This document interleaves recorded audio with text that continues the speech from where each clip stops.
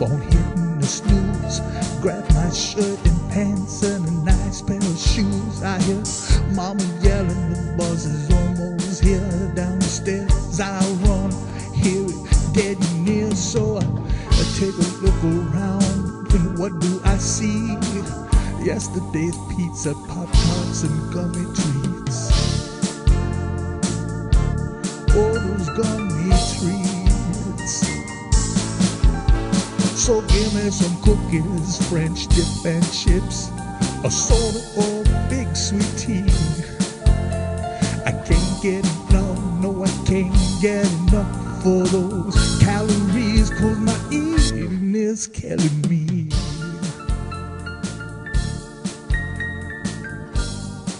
Oh, my eating is killing me.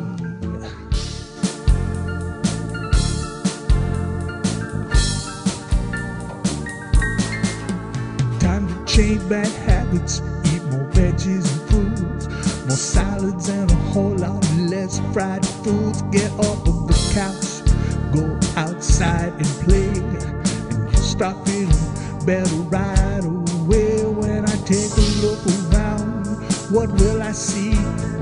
A healthy me, 'cause I'm diabetes free.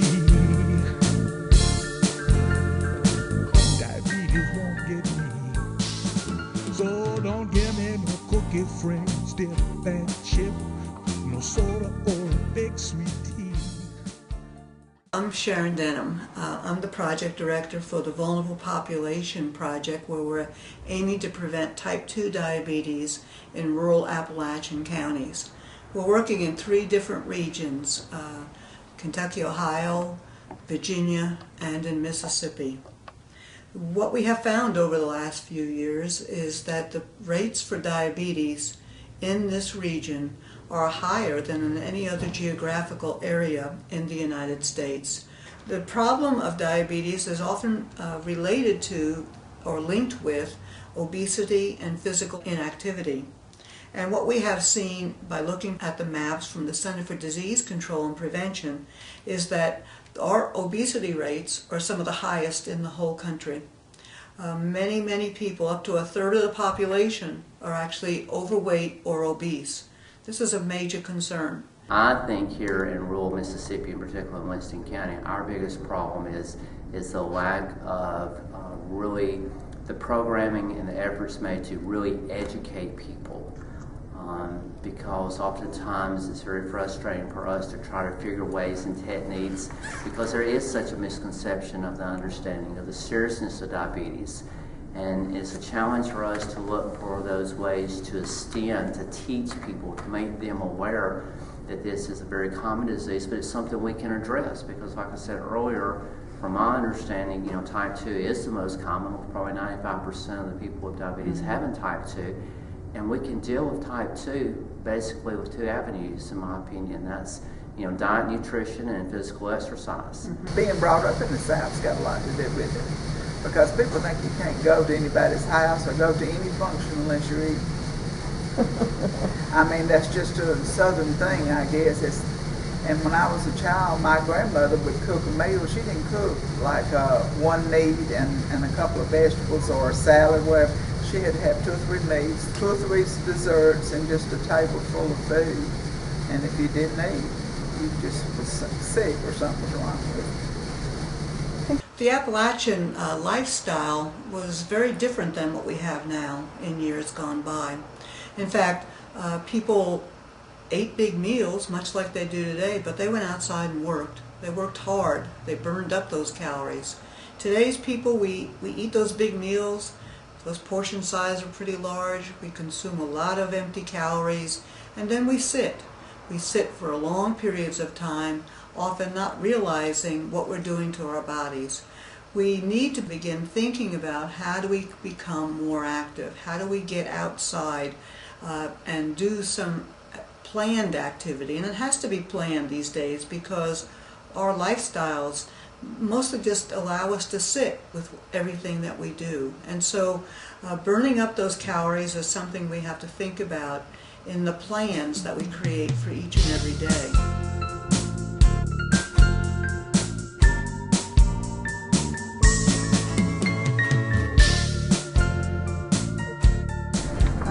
do not have it in my family, but I know that in our area, in our region, the rates are high. My father, like I say, he was a borderline diabetic, and my mother always made sure that we, pretty much, me and my brother, you know, she didn't want us to get diabetes. Right. And because she could see the effects of it, you know, in her job. I taught at Neshoba Central High School in Philadelphia for 11 years, and one of my best friends, who was a teacher, fellow teacher, her room was across the hall from mine, and she had diabetes, has diabetes. And it was a constant struggle for her to keep her blood sugar regulated. Her students would come across the hall some mornings and say, you know, Miss Cunningham, something's wrong with Miss Thomas. We can't get her to answer us, or she's acting strange. Or I would go over, and if I could tell, you know, that she needed some orange juice, she always kept it in her little refrigerator. And our principal was also diabetic. So if I couldn't figure out what was going on, I would send for him. Mm-hmm. Well, it's not so bad, considering that they take care of themselves. Now, it kind of scared me a couple weeks ago when my grandma had that attack. She's had diabetes for years and years, but when it had gotten so low, and she was like, it was so scary because we didn't know what was going on. It was the first time we've ever seen something like that with her, or for me in general, so it was scary because I didn't know what was going on, what was happening to her. She was kind of talking out of her head, and she didn't know, but it got too low. But I do not have it, but I have several family members that do. And we're all a family that likes to eat, and that's what I think about when I hear the word diabetes. Oh, you're so restricted now to what you can eat. And also I've had family members that have had severe problems with diabetes, so there is a worry there. Mm-hmm. Sores that do not heal and things like that. Well, my grandmother, my great-grandma, she has diabetes. She has to have insulin. I'm quite sure. I know my mother-in-law has diabetes, my brother-in-law, and I have two brother-in-laws that has diabetes. Maybe my sister won't. My mother had it, so I think all seven of us have diabetics. My dad, my brother's actually 33. Mm-hmm. He's had it for a while. He found out recently, a couple years ago, he had it. My aunts, maybe one of my uncles, my grandma has it, and my dad's mom, she actually died from diabetes. It runs in my father's family. He was a diabetic, and most, if not all, of his siblings were diabetic. Mm-hmm. So my mom was a diabetic. I have about 5 sisters and 2 brothers that's diabetics, and you know, it's just a disease you don't play with. It's one you can control, you know, but you have to work hard at doing it, and once you get yourself on a program and stick to it, you know, it's kind of easy to deal with, you know. When I was in college, my first experience was with one of my friends. She had to inject something in her stomach area, and my father-in-law has the type A diabetes. Okay. Type 2? Yeah, type 2, yeah. My mother was diabetic, and she was taking insulin. She's passed away. And my daddy also was diabetic. He was on the pills, taking the pills. And I had a brother. He passed away about 2 months ago. Mm-hmm. And my baby brother, he's on the pills. on my father's side, and my mother and my father had diabetes. My father had about 3 sisters who had complications from diabetes and died. Even people that don't have diabetes themselves, you know, so many have family members and friends that do. And, you know, the better job that we can do in educating people, not to be afraid of this disease, but, you know, that we can deal with it, we can address the issue.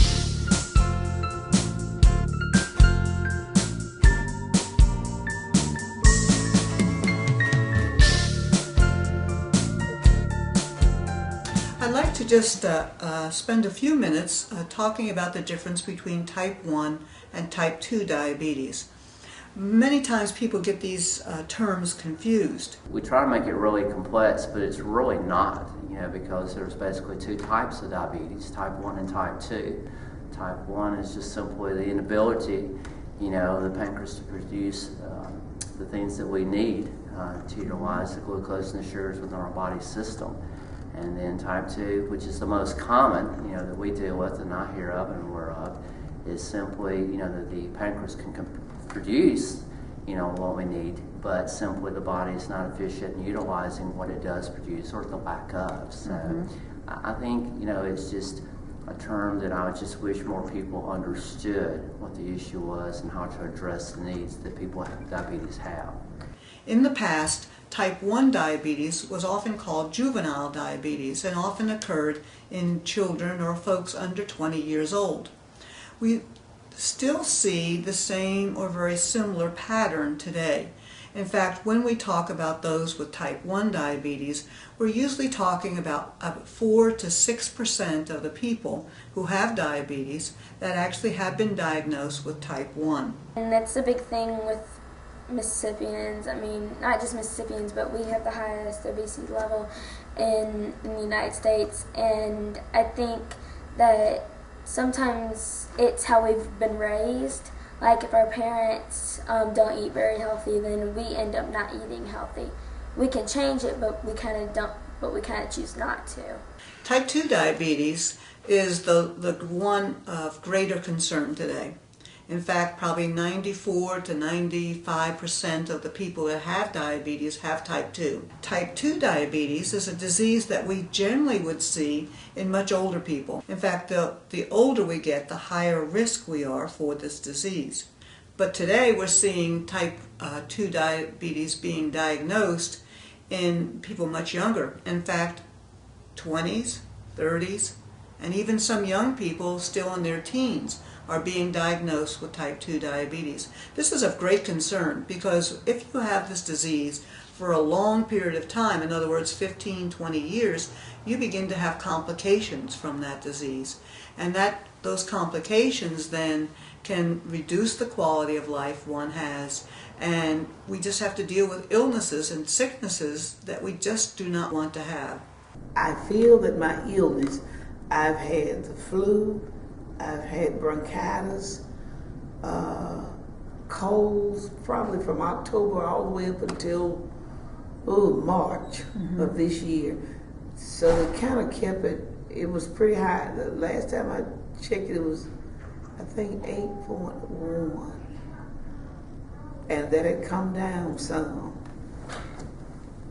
And I know I need to have at least 6 point something. Very often people are not diagnosed with diabetes until they actually have had the disease, even 5 or 6 years.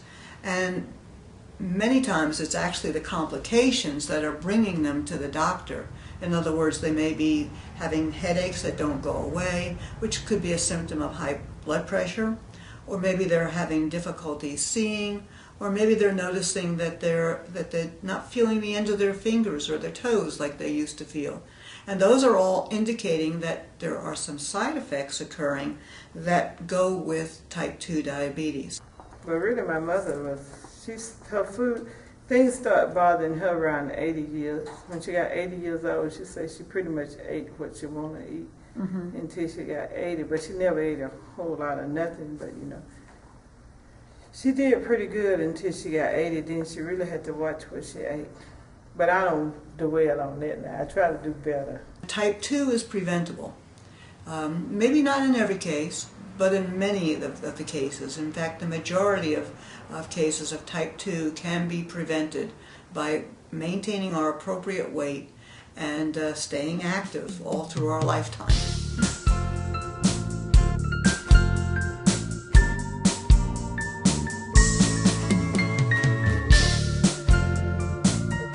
Fear until you learn about it. You have to, deny yourself of some of the things that you eat. And that's about it. Often in your mind, you think about your sight and your feet and your legs and stuff. we mostly think of a dreaded disease. It's something that cannot be cured. But this day and time, it can be controlled. And my mother was a diabetic, and the diabetes itself was pretty well controlled, but it causes so many other things to go wrong. I mean, with your blood pressure and all your blood vessels, it affects. And so people lose their sight, they lose their kidney function, they lose limbs, and that's just, it's scary. It's a scary thing to have. Oh, needles. When I hear the word diabetes, I think of needles. And why? Yeah, I guess because with diabetes, you have to keep it under control. And I just think because my dad had diabetes and he always used needles to take his insulin. So that's what I think of, needles. And it's, I know it's detrimental to those affected by it and those around it. But in a nutshell, just it does not have a very good connotation to it when you hear it. Well, poor eating habits, stress,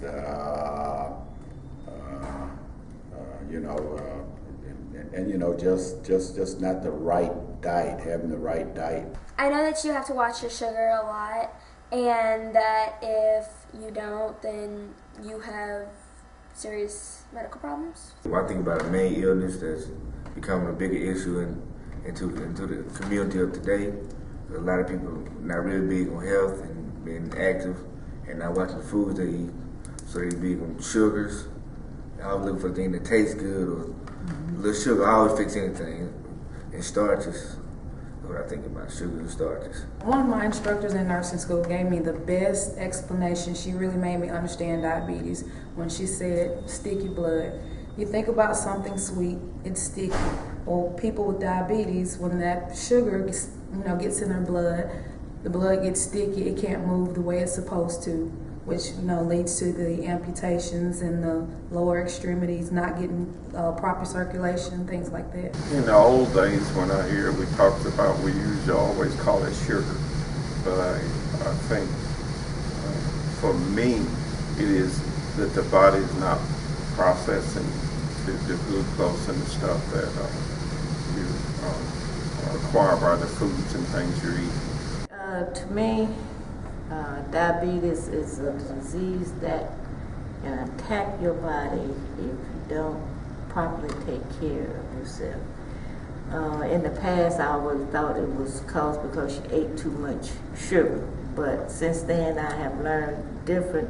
Something that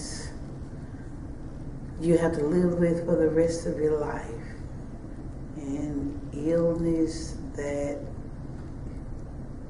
I know can cause complications,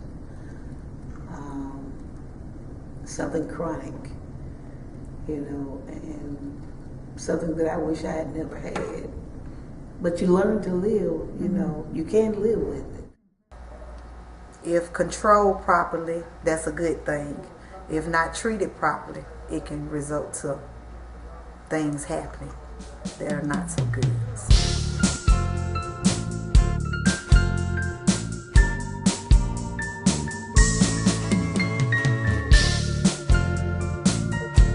It's a family disease because we spend our time together within a household. We all eat the same food that's brought into the home, and we have traditions and celebrations and rituals that we share, and those things are the things that often make us more inclined to have higher risk for diabetes within our families. If you're a person that has type 2 diabetes, then chances are there's other people in your family or even in your household that have it also. And it's just something you got to be aware of at all times. And of course, everybody usually has a meter of their own now to check their blood sugars and find out how their meals affect them or whatever. It's really important for us to begin thinking about how it is we eat. How much food are we eating? I know if I go to a restaurant, they often serve me a platter, and that platter is supposed to be for one person.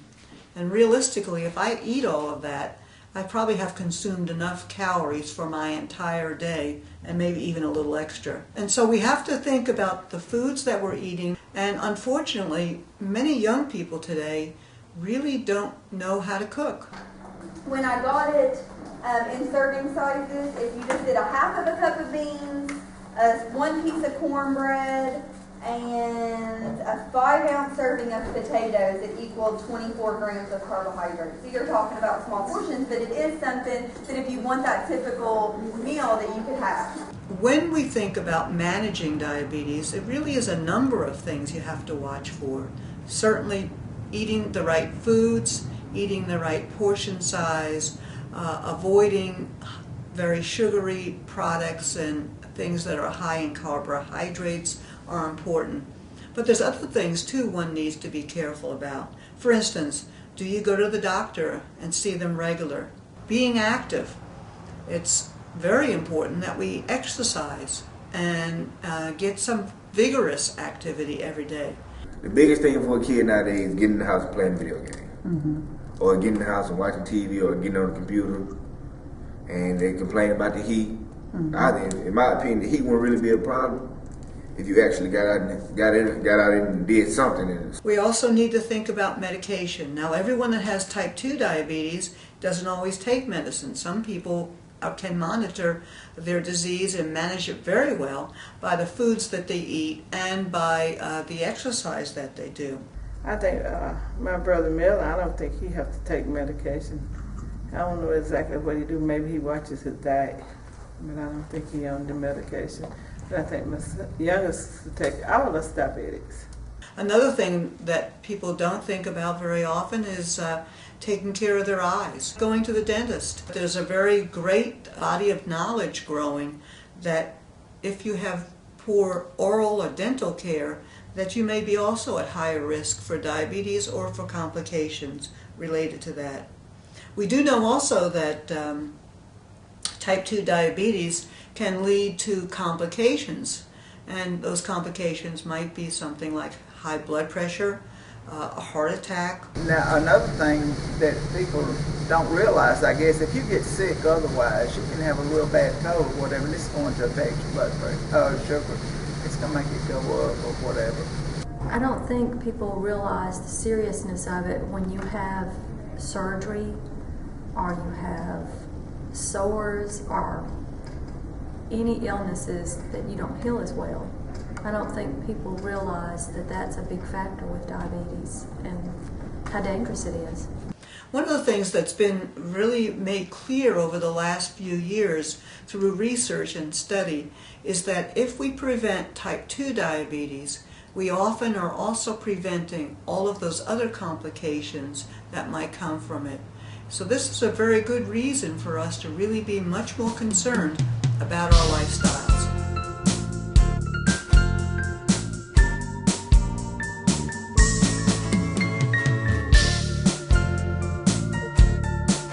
People know about it, but with diabetes, sometimes even a person that has it doesn't know it until, you know, they go for something else.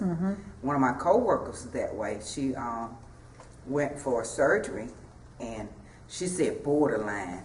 And Vincent and I say you either diabetic or you're not. Kind of like pregnant, you're not a little bit pregnant. You either are or you're not. When I was first told that I was a diabetic in 1996, I wasn't given enough information to really understand the disease. I was just told to stay off sweets, and that's what I did. But every time I would go into the doctor, he would say, well, I've got to increase your medicine. And I wondered why, but he never did give me pamphlets, didn't send me to anybody. And it got to the point where I just started increasing with meds, you know. They need to make sure that they can try to stay stress-free as they possibly can. They got to make sure that if they're prescribed medication, make sure that they take their medication.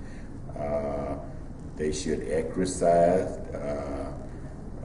and you know, the diet. I don't know if I said that. You know, they probably in most cases definitely need to change their eating habit, because here in the South, I still love it. We eat a lot of fried food, and it's just a part of our culture, both black and white. Because, you know, this is one good, I mean, not a good thing, but this is a thing that illness affect all of us, and so we pretty much love our peas, cornbread, fried chicken, and so we just have to try to stay away from diets like that. And that's pretty much all. I mean, all we can do. Just to encourage them. You know, I think that you're eating too much of this, or I think that you might not want to eat that. You might want to exercise a little more, and just don't tell them what to do, but just to encourage them and just let them know that we care. You know, if your family understands the type of foods you need to eat, they're more likely not to bring in a lot of things that you would love to eat and, you know, that would be tempting to you to cause you to eat the wrong thing and run your sugar up. So it is very important that your family understands the types of foods you need to eat. And finally, I found somebody that put me on the right road. Finally, the doctors tell me and to send me to a dietitian, you know, who worked with me, sat down and we wrote out menus for me to go by, and she just told me about my carbohydrates and everything, and finally I got it kind of under control. The cheaper the food is, the more high fructose corn syrup there is, the more refined sugars there are, and sometimes there's no choice but to consume those foods. And the obesity rate is pretty high around here, and that also is a contributor. Because of all that, and then we got the McDonald's that opened up. I've heard about that. If you eat wrong, but still, you know, it's in the back of your mind. I shouldn't have ate this. If you get food, but I shouldn't have ate that much. It's just an everyday struggle, really. I know diet and exercise is two of the biggest things, you know, for diabetes. Because I have read and seen where people have changed their diet and exercised and lost weight, and they were able to get off of their insulin. Isn't that wonderful? And then there are some people that, they just, it's just a little sugar, you know, pay it off, kind of play it off like that.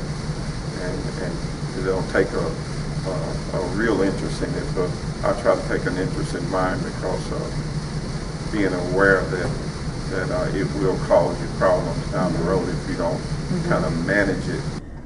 Watch what they eat and exercise. Of course, see their doctor. Go to a physician for it. If you do what your physician tells you to do, if you will take your medication, if you will eat properly and exercise and go get your eyes checked and go have your cardiac evaluations and have your lab work done, that you can live a perfectly normal life and live to be as old as you want to. It's not the end of the world. If something came up, I can deal with it. A few adjustments in my life, I'm back to living a normal life just like the next person. I mean, eat healthy. Everybody should eat healthy. Everybody needs to exercise. So I said, you're doing something that you need to do anyway, as far as eating healthy and exercise. In order to push yourself, you can come up with slogans, and or you can just say, I survived diabetes 2011, or I conquered it. Different little things, whatever motivates you to defeat it, do what you have to do.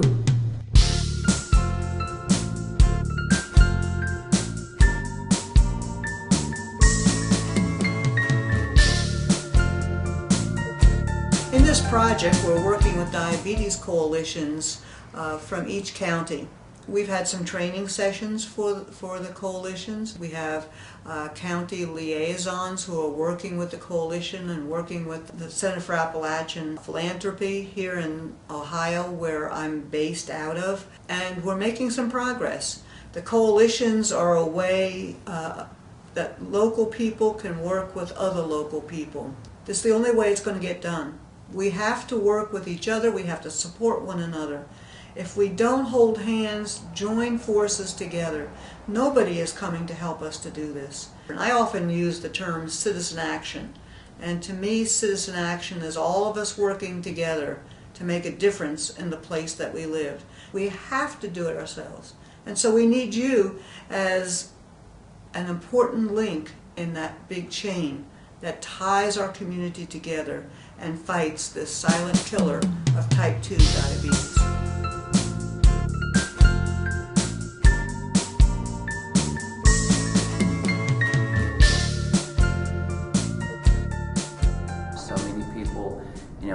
back, they take things for granted and not maybe in the proactive mode. And I guess I take that as a personal challenge, trying to help people be in more of a proactive mode. And I guess that's what's so exciting, particularly with the Diabetic Coalition here in our county, and what that particular group is doing within our county, along with other groups and organizations that are promoting education. Get someone that know more about it to come out and speak to, the people, and get them started with the basics, get them started, tell them what diabetes is and tell them what they can do to prevent it, because most people don't know. So if the churches could get people to come in and talk to everybody about it, I think that would be a good idea. When you're aware of things, it helps you to, if you're a leader of the community, you do your best to try to spread the word, because that's why we are saying that we are in the predicament that we're in, because our people are uneducated. I think the main thing is to let people know how dangerous it is for family members when they have diabetes to take care of themselves, the problems with the sores, the surgeries, the healing. I think if churches did some little workshops, and had, the same way that you do a Bible study, do a study on diabetes, but if you can, do it when everybody's there. Don't make it a night when they've got to come back out, for something, because they're just not going to tend to come and do that. But if you can do it along with another type of a program that you're having, to have a special speaker and come and share, I think, makes a big difference. If we set up workshops, get out flyers to the advertising, try to bring in as many people as we can. And then we can always talk about it in our churches too. We can always talk about it and try to get other people involved. I mean, we really need to have meetings, where we can bring people in to let them know that this disease, it really, if it can't be prevented, if we know what to do. And we know that, it could happen to any of us, whether we're young or whether we're old. And that the information that we're given, is to help us and to help us to live longer. Our role is, I really think, to take the leadership role with other organizations, other opportunities, just like the Diabetic Coalition here in Winston County, to one, provide facilities where people have the opportunity to come, to sit in a comfortable atmosphere, to learn, to partake, to ask questions, to interact. I see our role, to work with other groups and entities to try to spread the word to every person that we possibly can. I think the leaders have to be interested in the health of their congregation. And if they're interested in their health as well as the health of their flock, then they will promote them coming to things, or they will host health fairs. If 2 or 3 churches got together and had a men's health day, and those pastors really promoted it to those men, they came and they told those men to come on, we're going, I don't think that on an individual basis it will work. In Kemper County, it's a bunch of churches. Being that I am a pastor, one of the probably the most available medium right now that I see would be the churches on Sunday mornings and the studies and the vacation Bible schools and things like that, where you have a larger sect of the population would be in attendance of those areas. So we may have to start looking at our pastors and our deacons and our church leaders to get that information out, whether it be in a newsletter or however we needed to do it. Is everybody putting their personal agendas aside and saying, okay, here's our problems, how do we address those problems? And once those problems are identified, then come to an agreement on how we're going to begin to address those problems step by step on the local level. I don't think we solve things on a national level or state level. I think you solve things on a local level first, And I think when state and national sees those changes and those results, then I think you prompt those changes at those higher levels. Physical fitness has been a priority of mine, and we've really been pushing that through the fire department. We have a weight room in another area that we're trying to encourage law enforcement. And when I say try to encourage, we haven't imposed any requirements yet. We were trying to do that. Excited about some things we've done with our parks. One park recently is, we're completing the project now. We have another walking track in town, and it's more of a community park, and hope that the activity at that park has really increased because it looks good. There's a lot more pride there, resurfaced basketball courts, things of that nature, just to try to get maybe kids back out moving. That's one thing that's very evident around here. There was a time, not many years ago, anywhere you turn, you'd see young people out playing ball, specifically basketball. One of the young men that's down at the park participated in the diabetes classes that we have put on, and so he's very instrumental in helping Dean Park. He started a walking for the community. I mean, to be honest, but sometimes I really think we're missing the sum total of the whole, with the bits and pieces. We all want to feel good about what we're doing, perhaps, and we are doing good things. Every group, every entity that I can think of, is doing great things. But if we pull all those resources and all that energy together for that one common good, and I think we're headed in that direction, but we're not there. And oftentimes we find ourselves meeting, and we fail to put those meetings into action. We're doing this in one particular group. We're trying to partner all of our churches and charitable organizations, all of that together. Going back to what I said earlier, communication's our problem. Trying to break down some of those barriers that's, again, no one's fault. It's just by tradition or by default it's been there.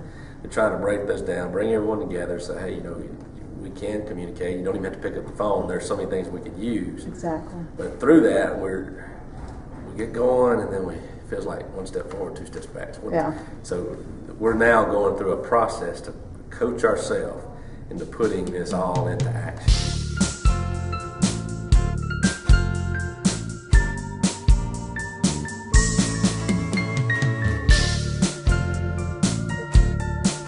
As you can see through the film that you just watched, we have many people in our communities with type 2 diabetes. Many of our friends and neighbors, loved ones, people we care about, and people we don't know so well are living with type 2 diabetes. We need to do more about this disease than we have in the past. It's up to us. We have to make the changes. There's not very much likelihood that a doctor's going to come to town to make the difference. The local hospital can help, but they're not going to solve the problem. It's really about you and me and what we can do as we work together to make some changes. In every county in our diabetes project, we have a diabetes coalition. Some of these coalitions have been around for several years and have done some wonderful work in the counties. Many times people don't even know they're there. We need to strengthen these coalitions. We need you. We need you to come and to get involved and to be part of this work. Learning about the disease and talking to one another, teaching one another. Diabetes truly is a family matter. It is something that we need to focus on. It's our family health routines that often get us into this problem of high diabetes risk. And it's changing those routines within our families and our neighborhoods and our communities, our churches, our schools, that's going to make a difference. I'd like to encourage you to become part of your local diabetes coalition. Find out what they're doing. See how you can get involved.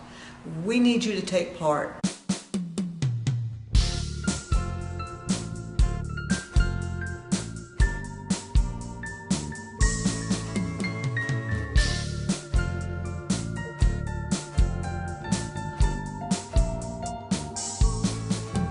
Can't get up in the morning, keep on hitting the snooze.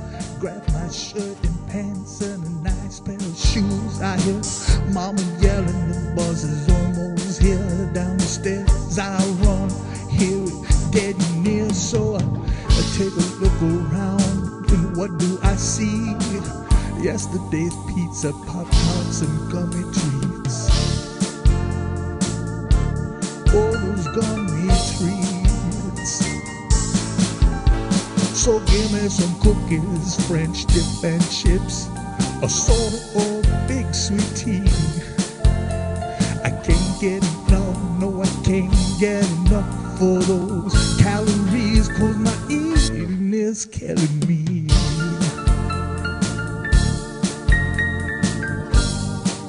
Oh, my eating is killing me.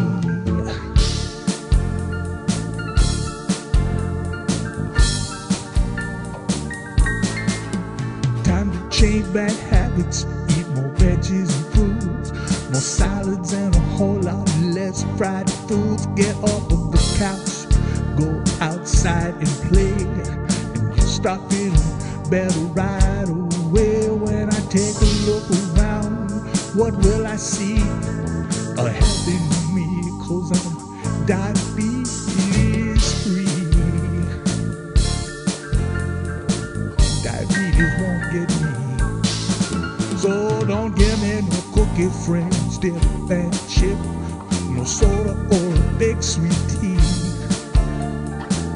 I've had enough, yes, I've had enough of those calories, 'cause my